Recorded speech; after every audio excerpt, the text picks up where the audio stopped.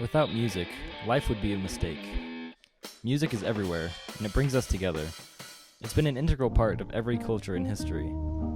Throughout time, music has been stretched, pulled, destroyed, rebuilt, and strengthened by the hands and the musical machines of each decade of creative minds. Music has always existed on multiple levels, and the way we access the songs and albums that we love has constantly been shifting. Although there are many mediums for music available today, it's no secret that streaming services are the cheapest and most convenient to use. Buying physical music, like records, cassettes, or CDs, can be a hassle. They can be costly, and they pose the risk of getting damaged if you're not careful. Using iTunes can be fast and safe, but it can still be frustrating at times. With a streaming service like Spotify, all of these problems are solved.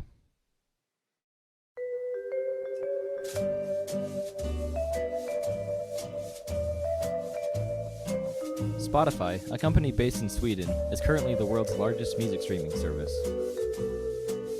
With their user-friendly platform, cheap price, and impressive music library, it's plain to see why Spotify is so successful. Spotify may be the top choice for music fans today, but are they ethical in their methods?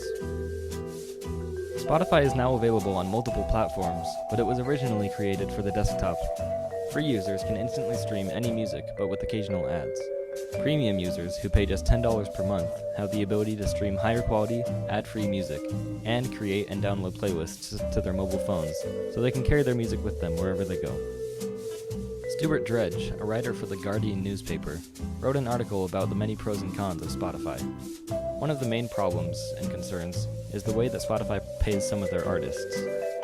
Spotify's revenue equation consists of 4 different parts: the Spotify monthly revenue, artist streams divided by total streams, 70% to master and publishing owners, and the artist's royalty rate.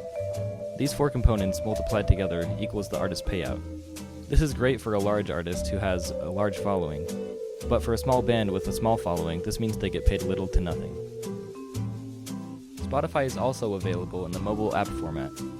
Premium users are able to link their accounts to the desktop and carry their playlists wherever they go.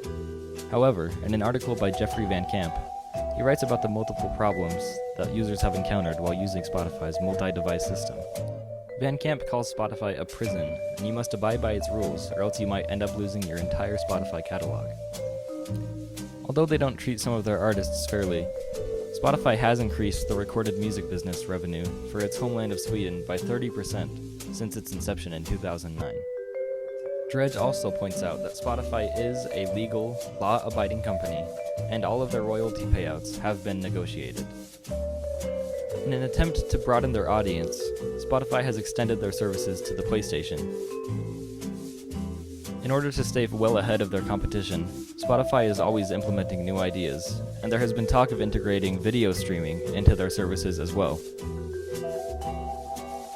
In Stephen Thompson's article, "Does using Spotify make you a bad person?"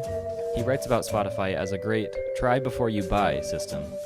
He acknowledges that you can't find a new artist if you've never listened to them, and he encourages the use of streaming services to find new music. If you find something you like, he recommends going out and buying it. This is a great way to use Spotify and support the artists that you love. In the end, it doesn't really matter how you listen, because much like music itself, it all comes down to the listener's personal preference. Look at this photograph. Every time I do, it makes me laugh. How did our eyes get so red? And what the hell is on Joey's head? This is where I grew up. I picked the present on and fixed it up. I never knew we ever went without. The second floor is hot for sneaking out. And this is where